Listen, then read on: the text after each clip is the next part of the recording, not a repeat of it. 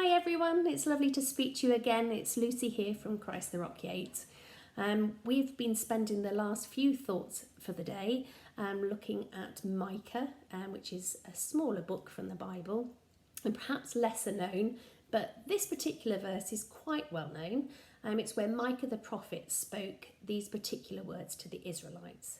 And what does the Lord require of you? To act justly, to love mercy, and to walk humbly with your God. Now, Matt focused specifically on act justly last Friday and gave us much to think about as regards how we actually put that into practice. And Steve focused specifically on how that might look when it comes to our response to the recent spotlight on racial inequality. But I want to spend a few minutes thinking about loving mercy or loving kindness, which is contained within the Hebrew translation of the words.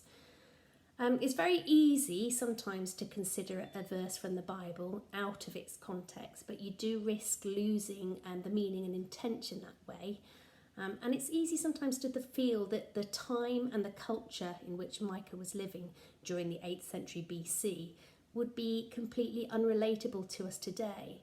But Micah speaks of people having their rights taken away, money coming before integrity, and idols taking the place of God. And maybe the idols that he's talking about may not be the same as the idols we have in our society, but I think we can probably think of many idols such as perhaps mobile phones or money or many other things that perhaps that we put in our society in the place of God, but makes our society perhaps not so different in so many ways. Now, Micah reminds the Israelites, leading up to verse 8, of God's faithfulness and of his loving kindness, how he delivered them out of Egypt and provided for them despite all their moaning and grumbling, and how King Balak of Moab tried to curse them and they ended up with a blessing instead, amongst other things. He then challenges them with the question, what can we bring to the Lord to make up for what we've done? All the religious offerings, as Matt mentioned in his thought for the day, are dismissed. To act justly, to love mercy, and to walk humbly with your God. These are the things the Lord requires. And they're doing things. It's more than just words. It's more than just a thought. It's actions, as Matt talked about when he did his talk on Friday.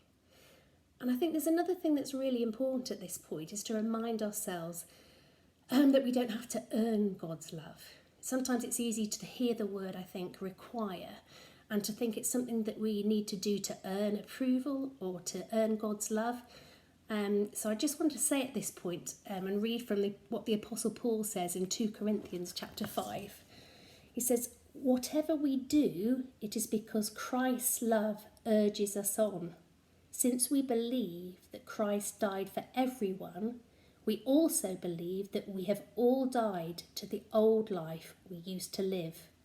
For God was in Christ, reconciling the world to himself, no longer counting people's sins against them, which is very good news. And our society teaches us something very different. You don't get something for nothing. How often do you hear that? And that justice is all about getting what you deserve, meaning the punishment should fit the crime quite often. And there's a tendency to think guilty until proven innocent quite often, although we're supposedly encouraged to think the other way around. It's quite often a tendency to think the other way and to take the seat of the judge rather than to extend a hand in love, whether the person deserves it or not. But Jesus showed us a different way, one of mercy, one of loving kindness. His disciple Peter turns to him and says, Lord, how often will my brother sin against me and I forgive him? As many as 7 times? And probably thought he was being generous. And Jesus said, I do not say to you 7 times, but 77 times. And the disciples were stopped in their tracks, and it is a challenge. Sometimes it's hard to forgive, and it's easy just to say, we need to forgive, but it can be really hard if someone's done something really hurtful. It's not an easy thing to do. And how about the woman who'd been caught in an adulterous relationship in John chapter 8? The Pharisees brought her in front of the crowd where Jesus was teaching, trying to catch her out, and they said, "Teacher, this woman was caught in the very act of adultery. The law of Moses says to stone her. What do you say?" "All right," he says, "stone her. But let those who have never sinned throw the first stones." You can imagine, can't you, it all just going quiet, and they're all looking at each other, waiting and wondering who's going to throw the first stone, who's going to try and admit that they've never sinned. And slowly they all skulk away, and she's left there on her own with Jesus. And he just says, "Go and sin no more." It's just such an amazing picture of love and him not casting a judgment and handing his hand out in mercy and in loving kindness. It's all too easy sometimes to let justice become judgment and to be critical of others, and sometimes we maybe do it even without realising it. I mean, I don't know about you, but I found myself having to check myself a few times during lockdown, because it's easy when we get tired and frustrated to perhaps be a bit less tolerant and more critical, especially of those closest to us.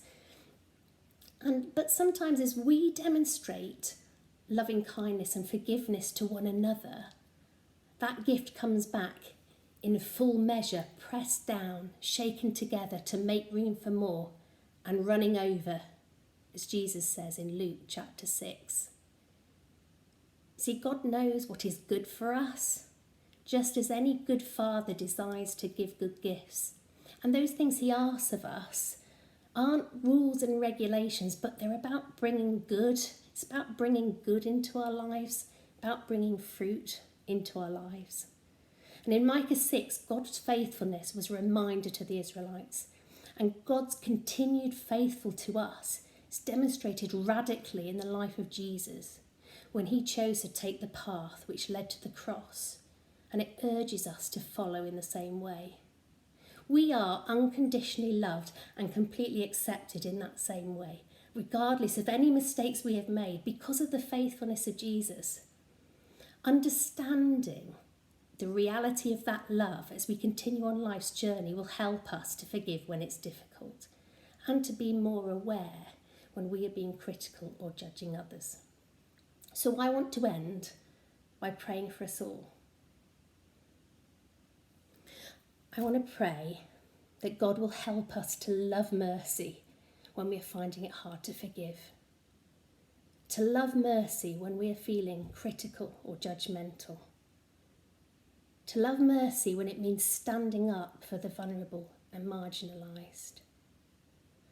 But most of all, I want to pray as Paul does in Ephesians 3, that we grasp how wide, how long, how high and deep is the love of Christ, and to know this love that surpasses knowledge, that we may be filled to the measure of all the fullness of God.